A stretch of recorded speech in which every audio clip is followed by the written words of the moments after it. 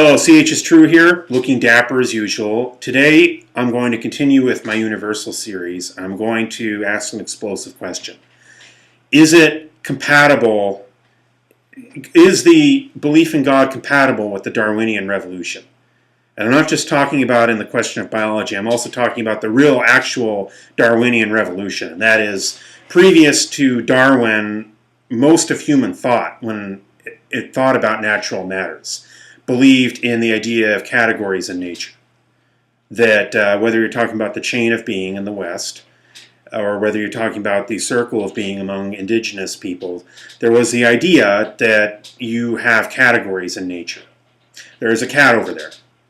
That cat would be thought of as something part of a larger category called cat. The cat species, or you might say catness, it infuses every single cat. And that is in some traditions would be thought of as a thought in the mind of God, or something immutable. That would be the pre-Darwinian worldview. Now, it's a generalization, but it would be a generalization that would be an instructive generalization because it helps to lay the groundwork for the debate. There are exceptions, there are cultures that did not hold that, plus there might be biologists after Darwin who do hold to the idea of categories. That's possible. But in general, previous to Darwin, Aristotelianism reigned in biology, and after Darwin, Aristotelianism was dethroned.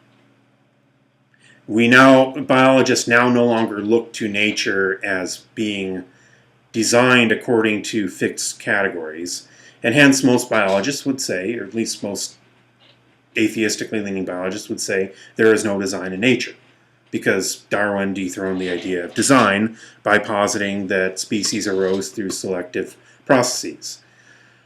And then most fundamentalists would argue against them by taking the contrapositive, and that is that by, what would be the contrapositive? Well, whatever their argument would be, okay? It would be that they would just take the opposing argument. I am going to suggest that it's a non sequitur. I'm going to suggest that one does not follow from the other.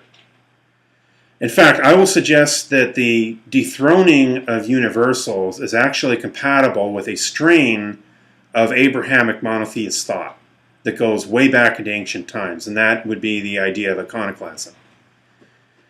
In traditional Abrahamic monotheist thought, certainly within Judaism and Islam, but also even within Christianity, there is the idea that you have no other God before God.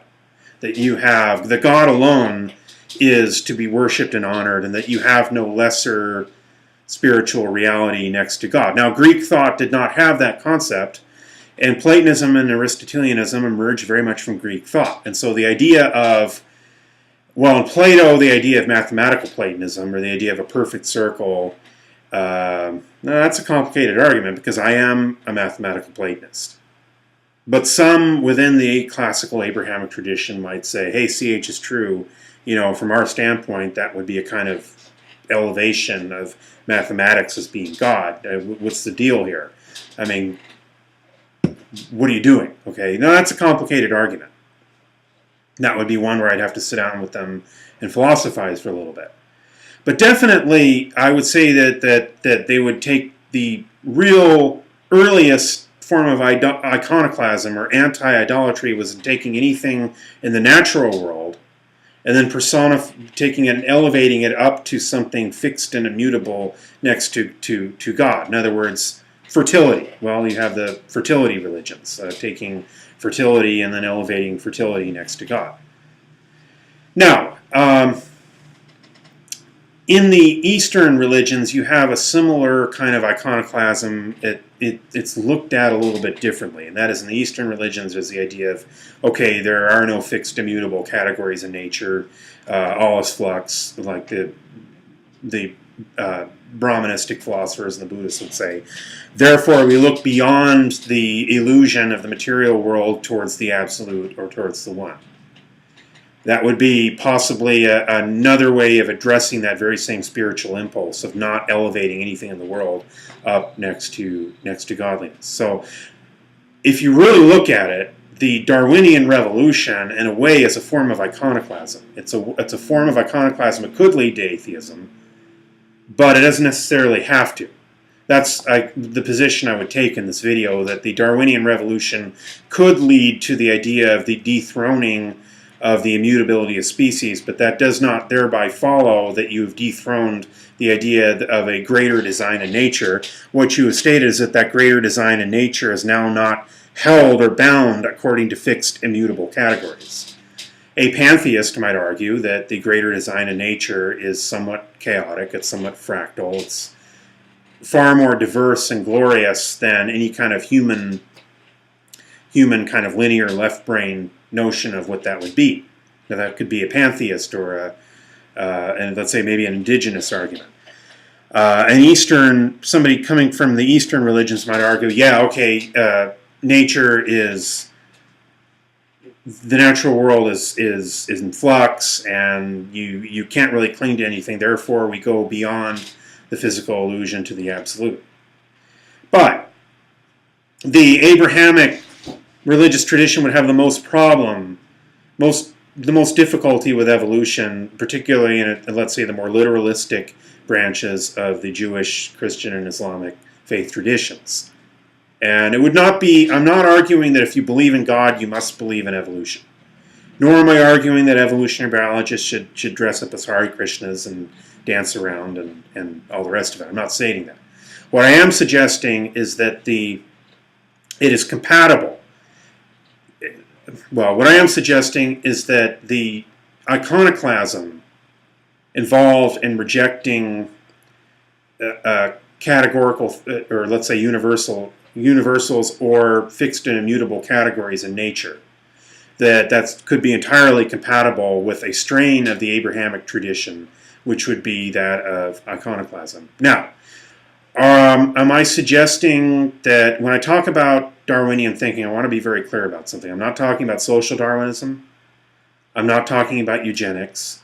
I'm not talking about whole political or religious viewpoints that are derived from Darwinism. I'm talking about the science itself.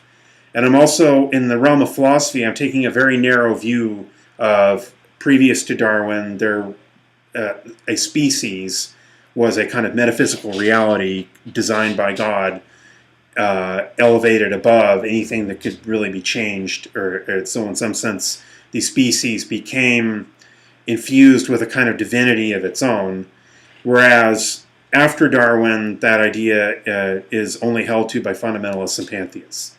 So the question would be then, can one accept the Darwinian revolution not only in biology but also in philosophy and yet remain committed to the monotheist tradition? And I would say yes.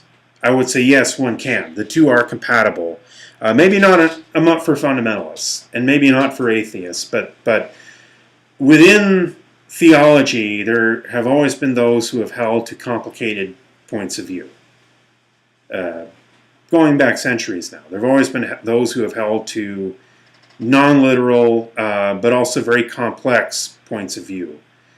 And oftentimes, again, in a very polarized intellectual world, those points of view get lost.